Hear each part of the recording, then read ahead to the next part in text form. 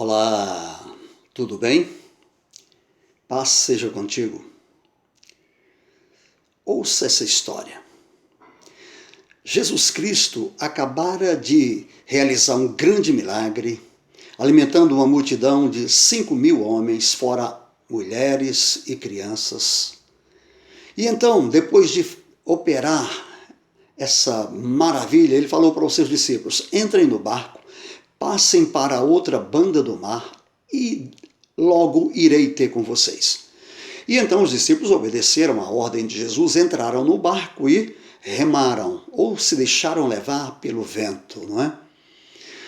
E Jesus subiu ao monte e Jesus se demorou, ficou, porque isso foi no finalzinho da tarde quando Jesus falou para eles aquelas palavras. Então Jesus subiu ao monte e quando os discípulos já estavam no meio do mar e Jesus terminou o seu período de oração no monte, cerca de 4 horas da manhã, Jesus vem ter com seus discípulos. Só que nesse meio tempo, uma tempestade começou com aquele pequeno barco no meio do mar. Os ventos eram fortes, furiosos, as ondas muito grandes e eles pensavam que iam naufragar. E Jesus, neste momento, Jesus vem andando por cima das águas ao encontro deles.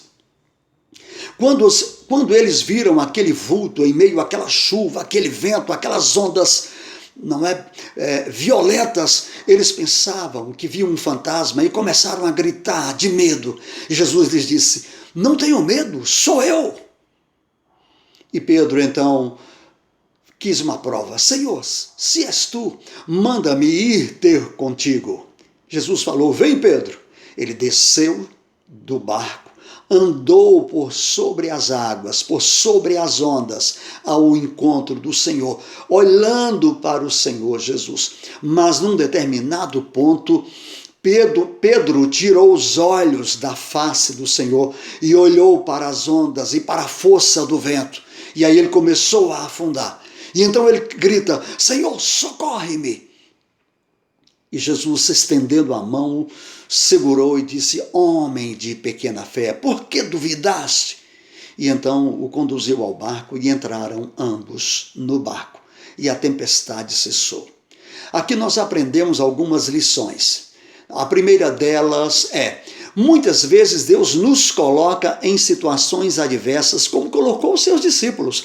Ele nos leva ao encontro das tempestades da vida, os problemas, as lutas, as dificuldades, as necessidades, as doenças. Muitas vezes Deus permite essas coisas porque Ele tem um propósito. O propósito de Jesus, naquele caso, era ensinar os discípulos na prática, não apenas na teoria, mas na vivência pessoal, não é? A sua deidade, o seu senhorio, a sua soberania. E eles vivenciaram isso. Porque uma coisa é nós ouvirmos os milagres que Deus fez no fulano, no beltrano, na história, não é? E outra coisa é experimentarmos esses milagres. Este era o propósito do Senhor. Segunda lição que podemos aprender aqui.